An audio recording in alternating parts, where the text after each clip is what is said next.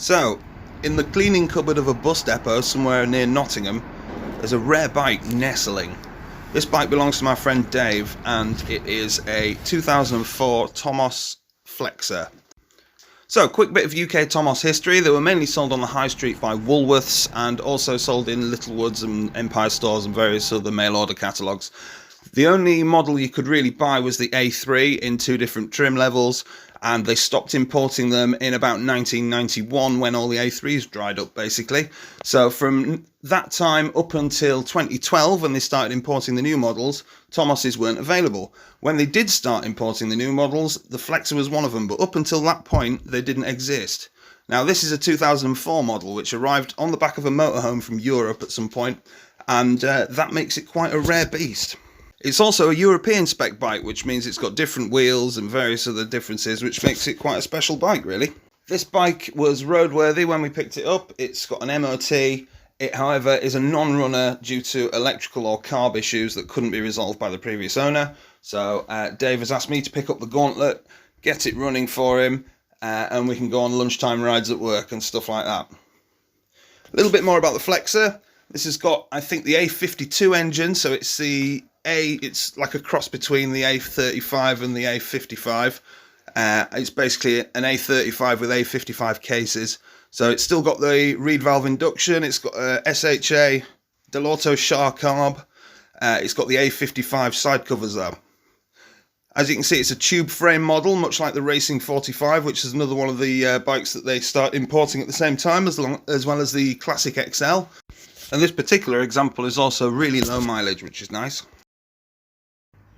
So I've got the Flexer home now, and I'm just going to have a quick look around it, see if there's anything that stands out. So first of all, I've noticed a few things already. So the heat shield is missing off the exhaust, not a big problem. This is the Euro 2 exhaust, which has got a catalytic converter in it. You can tell if your bike's Euro 2 because it has two exhaust mount bolts instead of one to cope with the heavier exhaust.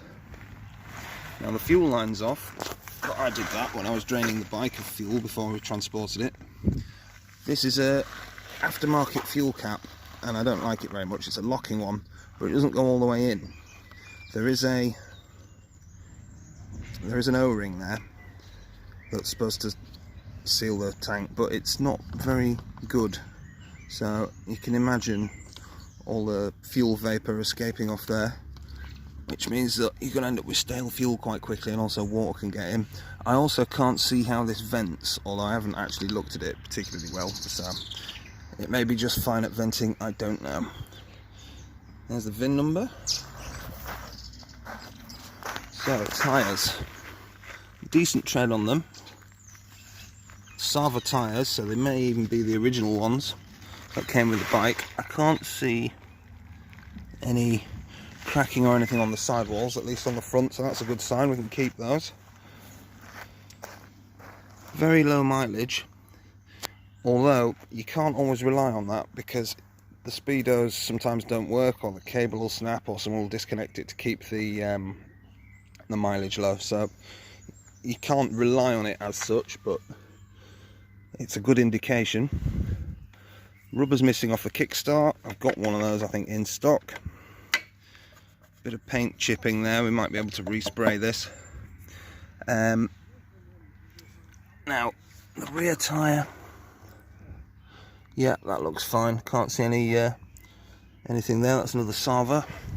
Sava and Mitas are the same company, so later ones I think came in Mitas tyres. I'm pretty sure my 17 plate's got Mitas, but they're the same company. They're just rebranded. There is toolbox here. It's a different one. It's a similar seat to the one on my 2017, but it's different because this clips in. The one on my 2017 has thumb screws that fall out and then you lose everything. But yeah, that is empty, but handy to have. Put my spark plug spanner in there and a couple of other bits. The electrical work, yeah, some of the electrical stuff has been tampered with.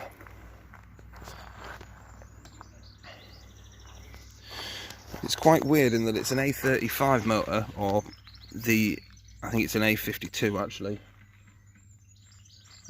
but it's got the A55 cases. First job is going to be to check for spark. So pull the spark plug.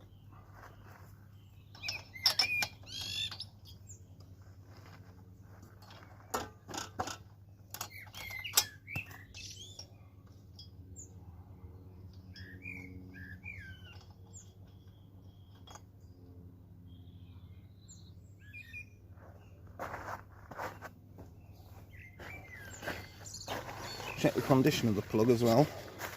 Focus. You're going to focus. Basically, it looks quite dark on the electrode, so it may be running slightly rich. It looks like a fairly new plug as well. It may be running slightly rich. It's not been too hot, so that's very important. So, because on these the head is painted, so you can't just, what you'd normally do on say a Pook is just rest the spark plug against the head or somewhere and it'll make an electrical connection, but because it's a Tomos and they're painted, put a jump lead on it, and I like to clip the other end to the intake. So we've got a jump lead on the intake, bare metal, going to the outside of the spark plug. So that means that we should be able to turn it over and see a spark, hopefully. It should be a lot easier to turn over as well because there's no spark plug in there. So here we go. Focus.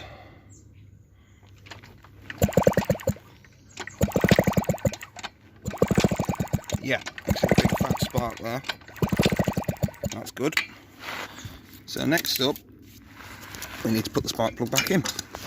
So when we went to go buy this one, we were told it had an electrical problem with the kill switch, and the carb was over fueling due to having Chinese replacement parts inside.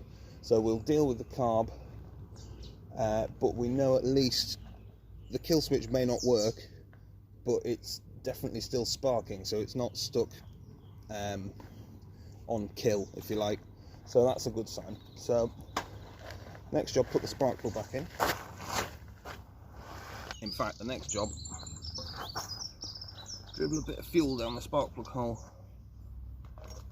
squirt a bit in, put the spark plug in,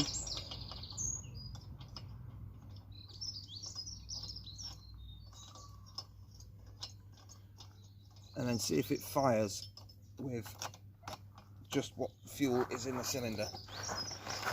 Because it's a Tomos, I'll take it off the stand.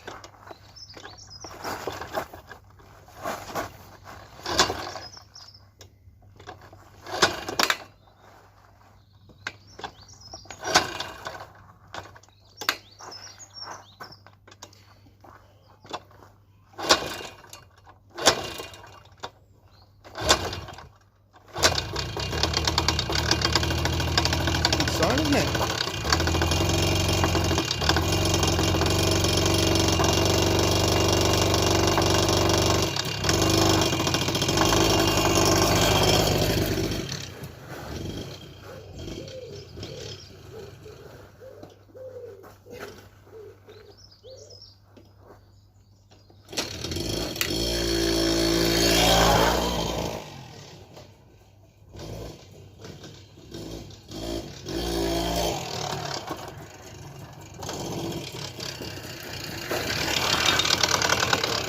Okay, so they don't normally run this one.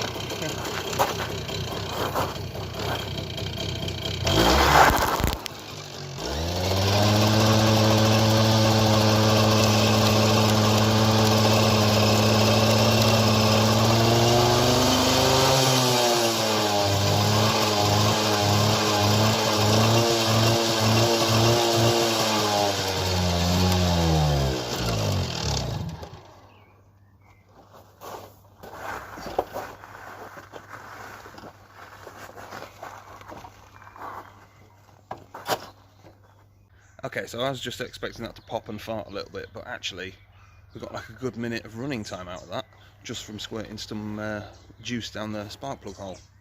So I think the next step would be to try and fill the float bowl up. Now, the fuel line wasn't connected, but I'm going to disconnect it from this end, connect it onto the carb there, and then just squirt some juice down it. Alright, so here's the carb. We've got the fuel line connected up and just sticking up like that, so that I can dribble some fuel down the hole.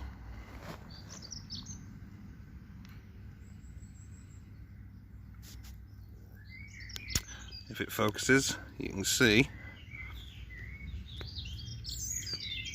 fill up the tube,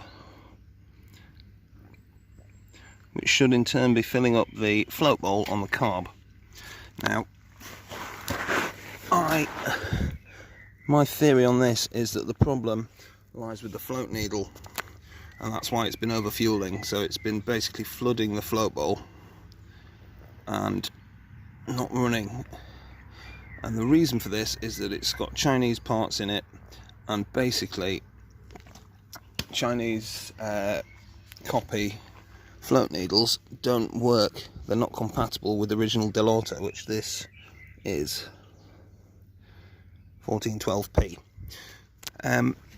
So the idea is I'm basically replicating what it would be like to have it hooked up to the fuel tank without hooking it up to the fuel tank. So we've got a head of fuel here in the form of just this fuel line being full, and that way when the float bowl fills up, it should cut off the flow of fuel into the carb just like usual, and then as it uses the fuel in the float bowl, it then lets more in. But for now, it seems to be taking quite a bit of filling, this float bowl.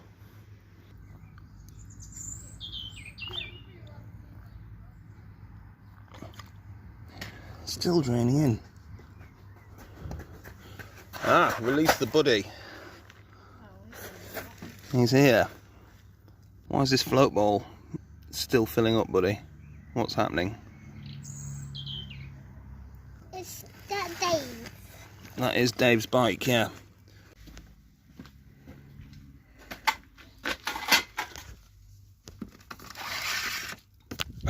Right, I'm going to try some of this stuff.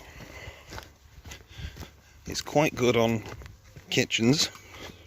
It's very good at getting rid of grease, so I figured it might be good stuff to use in my sonic cleaner. Let's try it out. There it is, looking lurid. Let's get it warmed up. Can't actually see. 80 degrees. It's actually at 18. Let's get the heater on, and then eventually but not yet.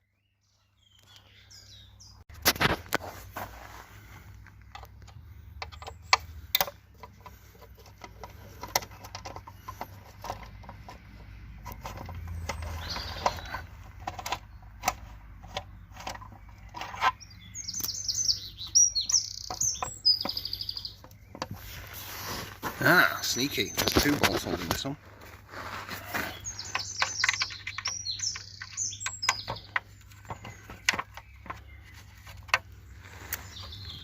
That one's got a nut on the back, just to make it more awkward. Two-hand job. There we go. Unfortunately, this bit broken off, so some gluing may be required, but for now, everything we need. So we're going here. Going to remove the carb and the airbox. You can see where all the fuel's been going. It's soaking wet there, so it's literally just overflowing the carb. But we have spares in the form of the original bits that were taken out. So for now, I will get my finger out of the way and get to removing the airbox and then the carb.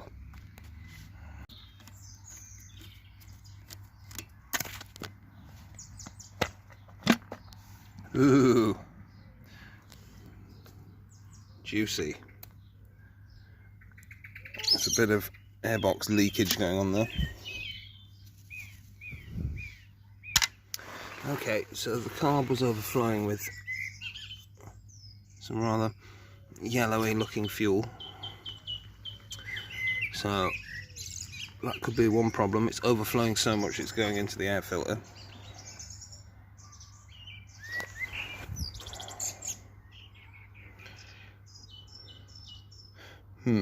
Looks like the snorkel's been removed from the air filter as well, which is good.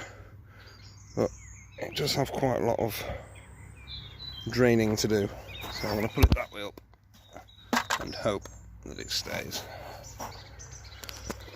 Right, so carb top next.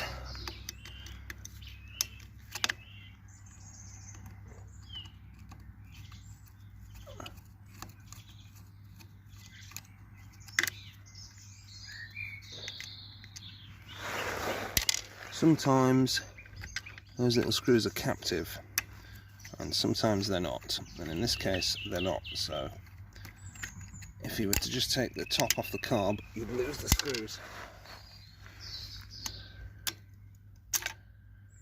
There we are.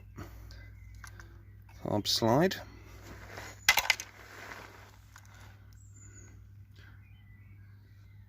Okay.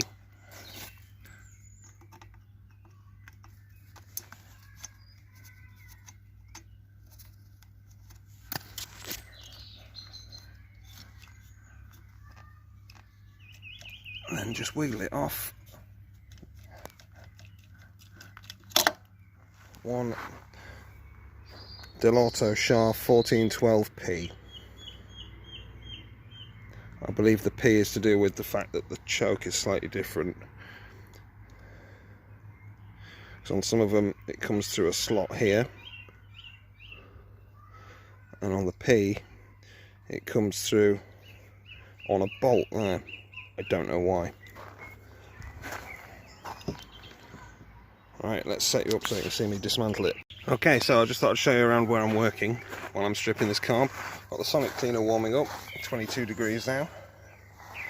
I've got an old t-shirt I'm going to be working on so that you can see what's going on. And my camera stand is a box with a Gorelli engine supporting a plank of wood, and that's where you're going. Ta-da! Quality. Right, so here is the carb we took off the bike, and we also have, that came with the bike,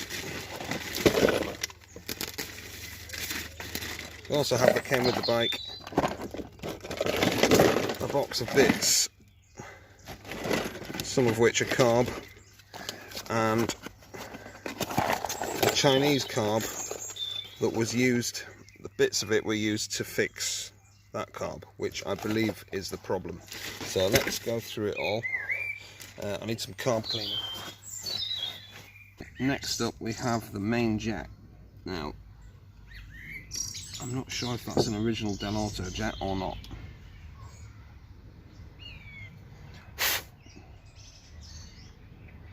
I think that is an aftermarket jet, so I'm going to put the original back in.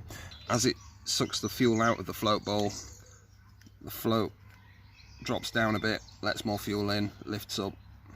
That's how it works, and I think that is the problem, because these aftermarket needles don't work with original floats, original seats, original carbs.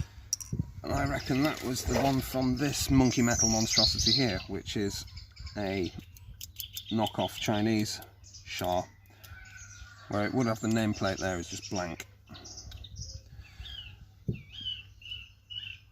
Sometimes you can get away with using Chinese knockoffs, but especially with carbs, they're a bit 10-1-ish. It all depends on that particular casting and how well the quality control was working that day. So I reckon this needle would work just fine in that seat. But we have the original one somewhere. You can already see, look, that's the original needle.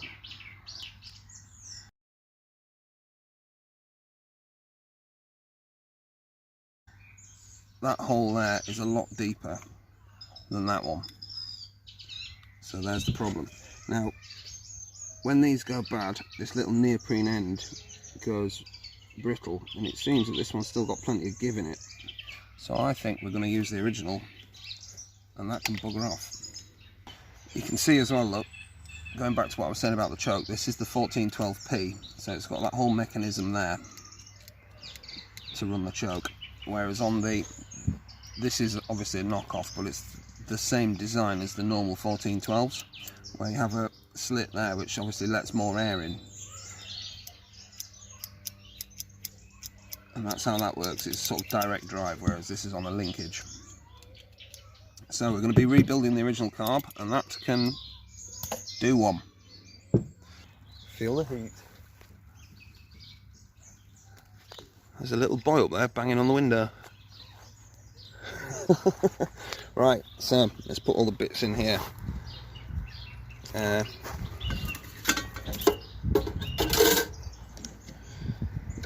a little cage thing with it.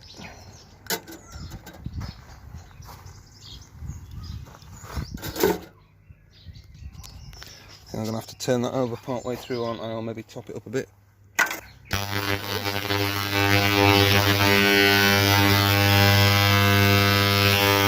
Okay, so looking through my hoard of new Tomos parts I've got in stock that I keep just knocking about, we have a kickstart rubber and a kickstart stop, so let's put those on.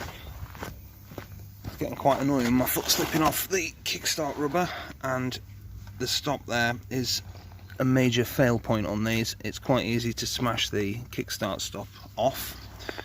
I'll show you what they look like because I've got loads of them, but basically that cushions it a bit so it doesn't do this.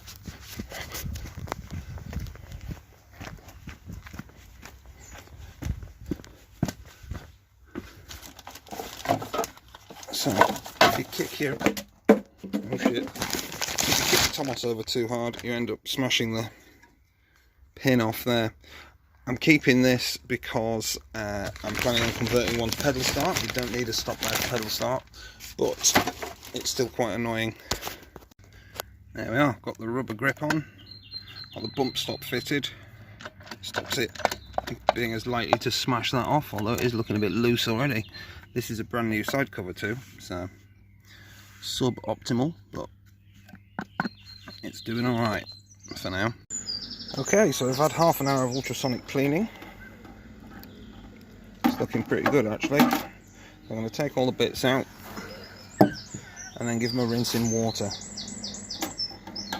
All the big bits should be here, but I bet you we're missing some.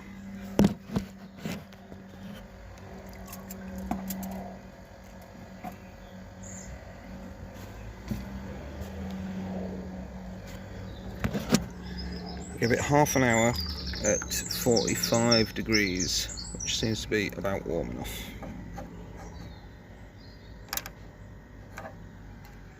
Seem to have all the bits actually. It's a bit too hot to stick your hands in really, but... Well, remember, here's another common cause of failure on the Shah carbs. So if you look down here, there's a rubber O-ring at the bottom there, and when you push the carb on, you press it enough for that to make a seal against the end of the intake. A lot of them don't have them, including this Chinese copy, but a lot of people neglect that bit when they rebuild a carb, or just don't put it in if there isn't one there already. So that's an important bit because you end up with an air leak there otherwise. Right, so I'll start with the jet. This is an original Dell'Auto 52, which I believe is the ballpark for where it should have been in the first place. The other one was a unmarked one from China, so who knows what that could have been. Next up, we're putting the float needle in the float. Again, it's got a Dell'Auto thing on it, so it's definitely a Dell'Auto.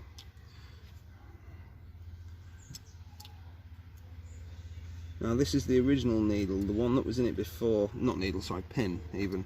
The one that was in it before was from the Chinese carb. So I don't know if this will fit, because I think it was maybe replaced because it was a bit chewed up, but we will see.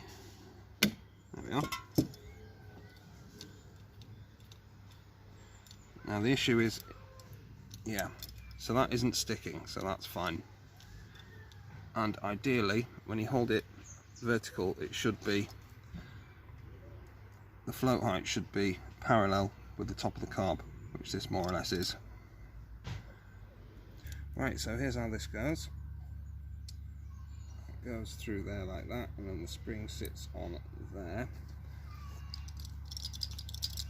And then pop the whole lot in. And the tricky bit is that this choke catch has got to go in as well. There we are.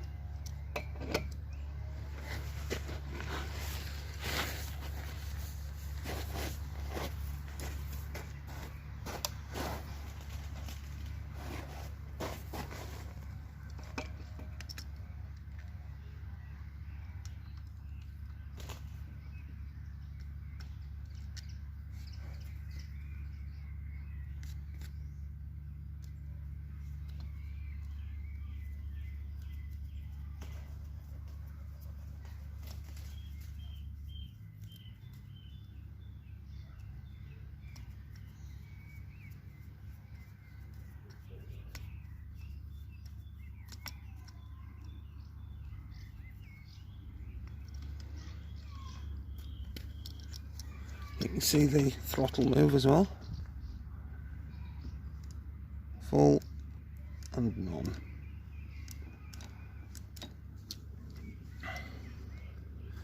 Right then, I think next job is probably put it all back together.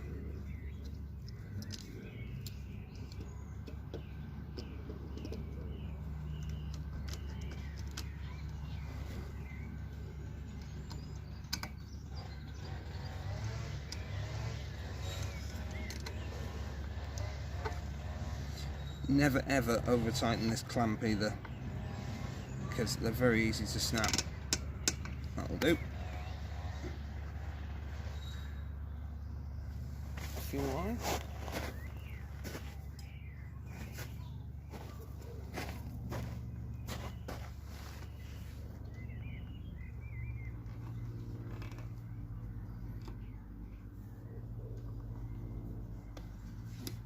Now this actually could do to be a bit further round. I might have to adjust that.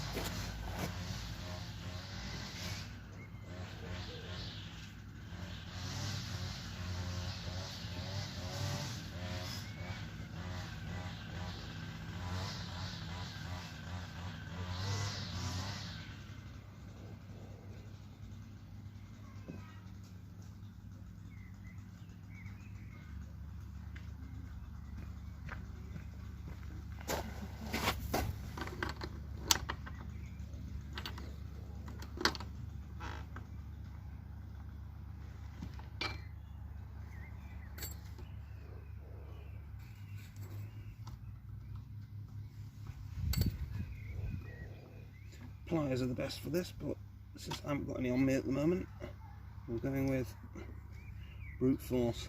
I do have some snips actually. I won't do it just.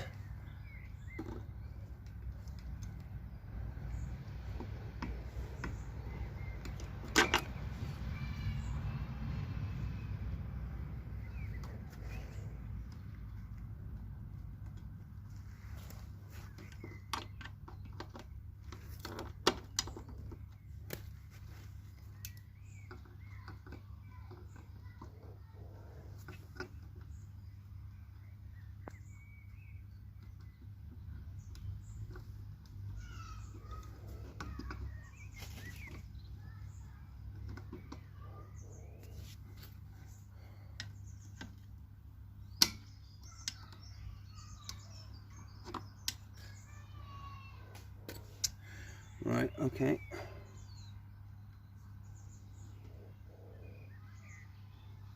Unfortunately, the markings have rubbed off here now, so I don't know what's what, but we'll be fine.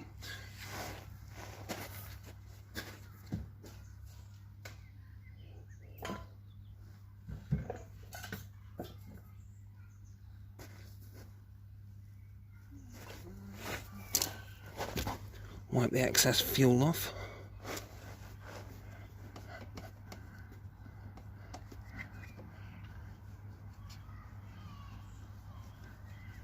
Okay.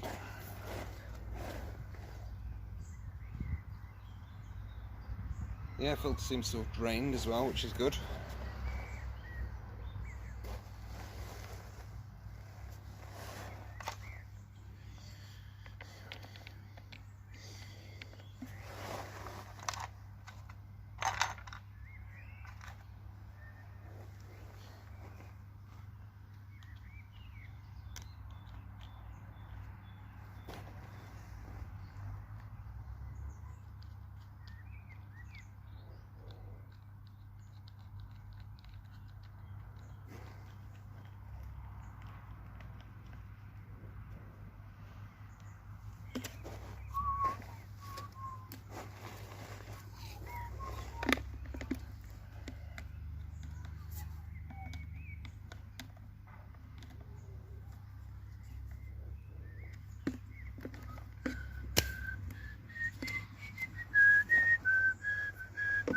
Right, put that on, and then the tube snaps into this hole like that. Do up the Jubilee clip.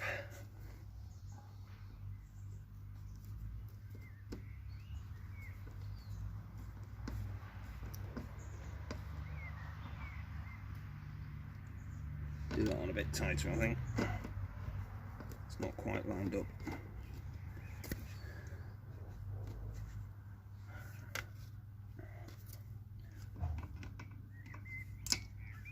Little rubber thing needs to go in line with that.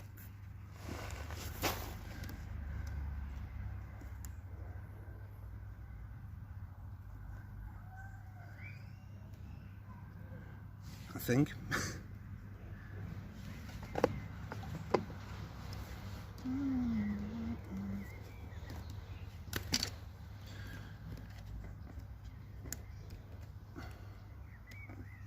Alright, let's try again.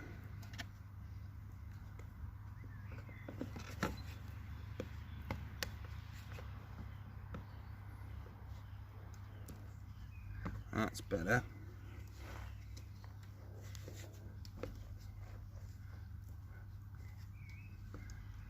A bit better. There we go.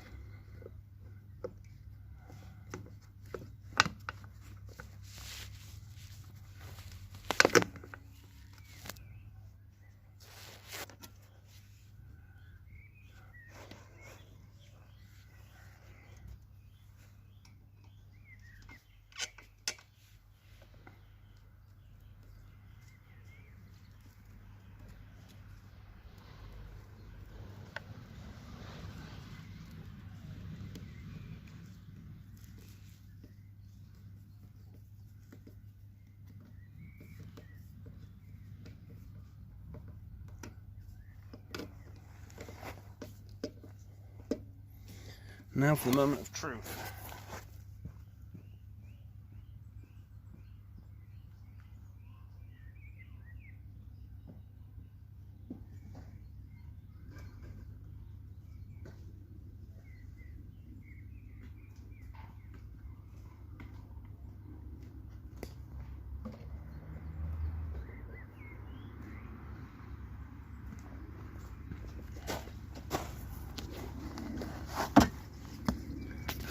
So, if I was filling this up a bit more, the fuel would come down here, and then there'd be an airlock, so the air wouldn't be able to drain out of here. So they've put this little tap on here, so if you press that, it vents the air out of here so it can fill it up that extra bit. How weird is that? Okay, so I'm going to fill it up now. Normally, if you were filling it up, it would fill all this part of the tank, but it wouldn't be able to fill up here because there'd be an airlock, so the air wouldn't be able to escape out of here. And to get around that, they've put this little pressure relief valve thing in there. So you fill it up to the top, press that, and it'll fill in there as well. Very strange. So next job is put some fuel in it. Still don't like that fuel cap.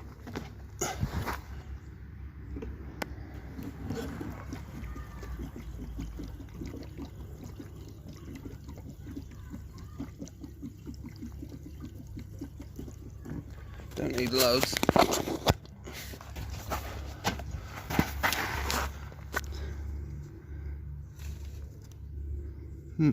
Interesting.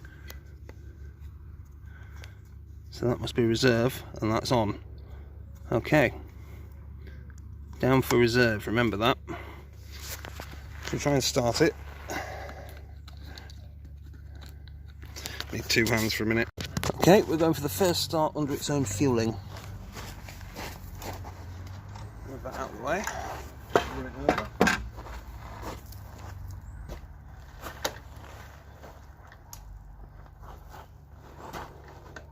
Should take a couple of kicks.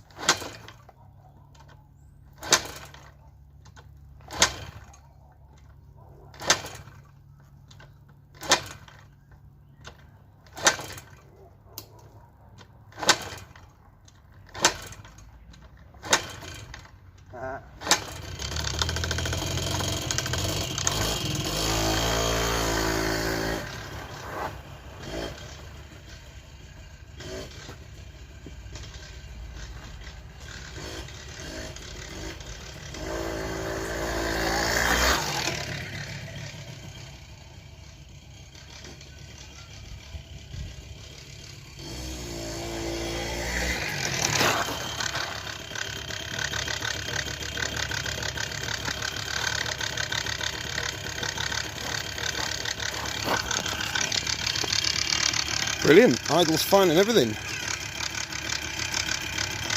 Possibly a bit high with the back wheel spinning, but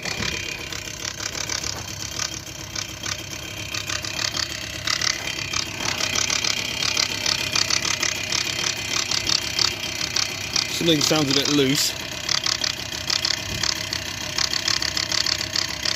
I'm very tempted to take it out for a ride.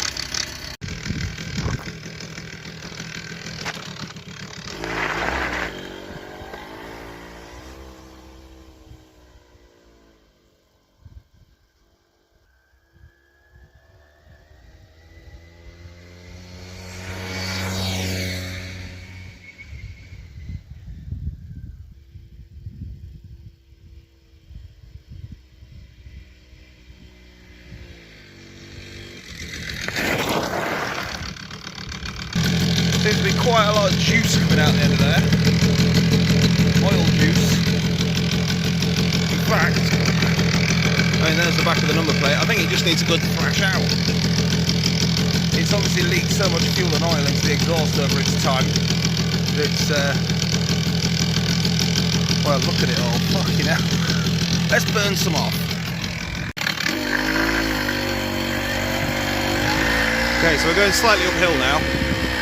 It seems, at least on the flat, to pull away a lot faster than my other A35 that I mainly use, the 2017 Classic XL. But because we're going up a hill, you're not seeing much of that acceleration going on.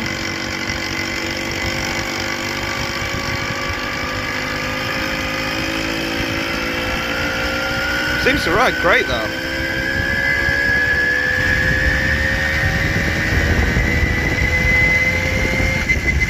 Only got the front brakes, so I'm going to have to be a bit less brave than usual.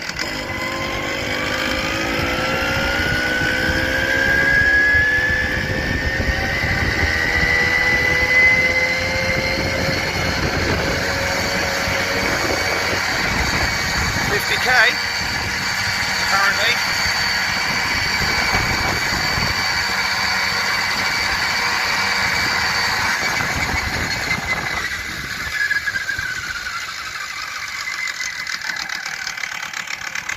It seems to be trying to pull on the clutch a bit as well, so I think the idle needs releasing slightly. It's a bit too high.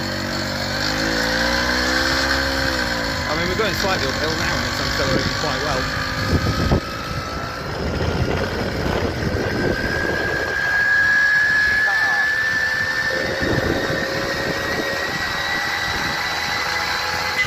can only go well. One-handed, holding a phone. Christ. I don't even brake. I've only got the front brake, it's just going to go.